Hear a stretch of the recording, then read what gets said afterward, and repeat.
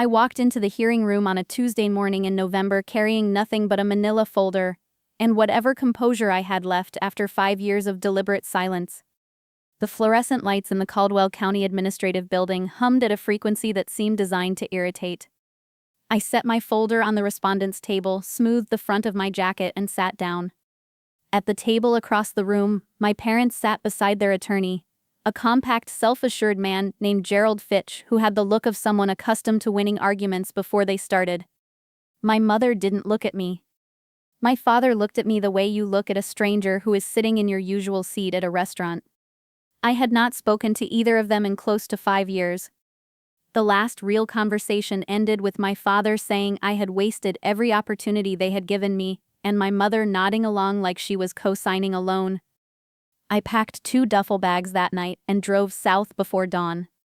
No dramatic goodbye. No forwarding address. Just the particular peace that comes when you finally stop waiting for people to understand you. I had not planned to return to Caldwell County at all. Then my grandmother died. Her name was Loretta. She was my father's mother, a small, deliberate woman who had spent 78 years in the same county and had somehow managed in all that time to be honest without being cruel. She used to say that most people confuse loudness with strength. She was never loud.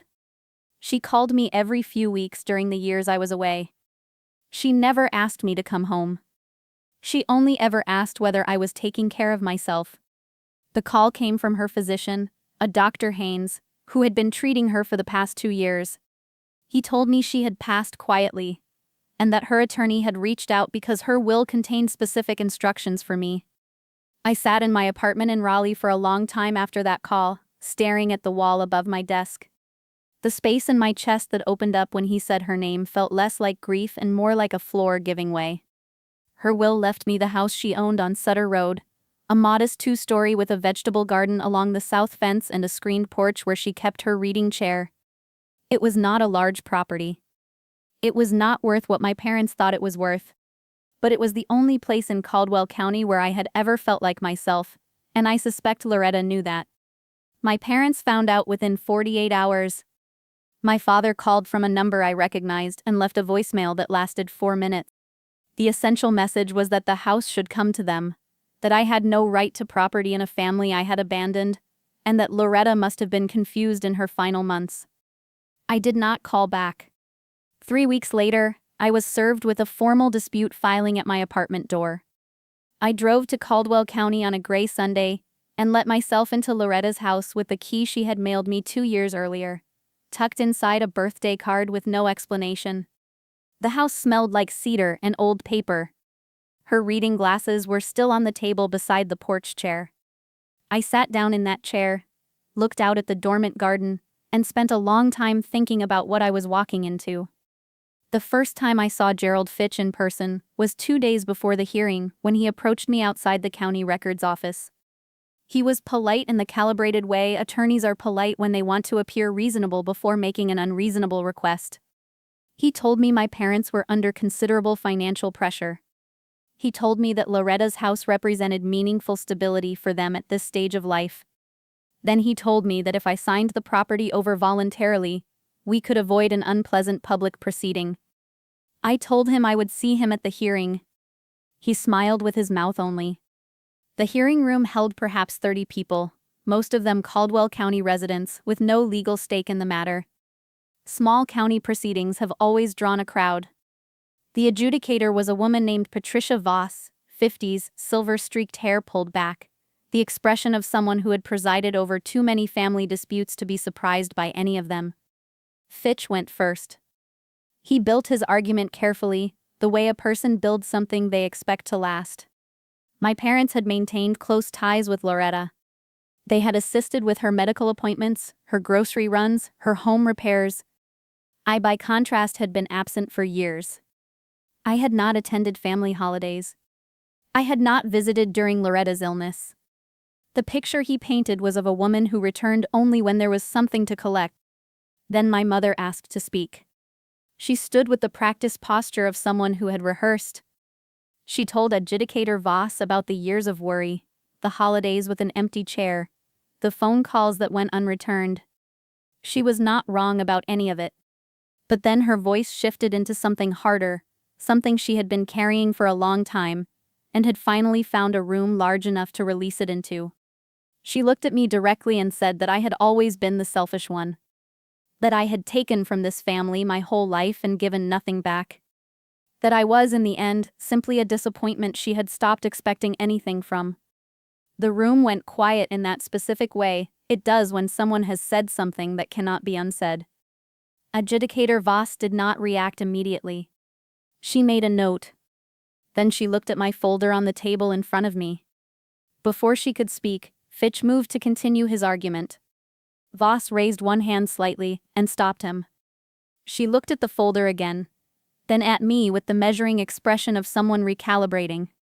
She said quietly, "Miss Hale, perhaps you'd like to submit your documentation." I brought my folder to the clerk.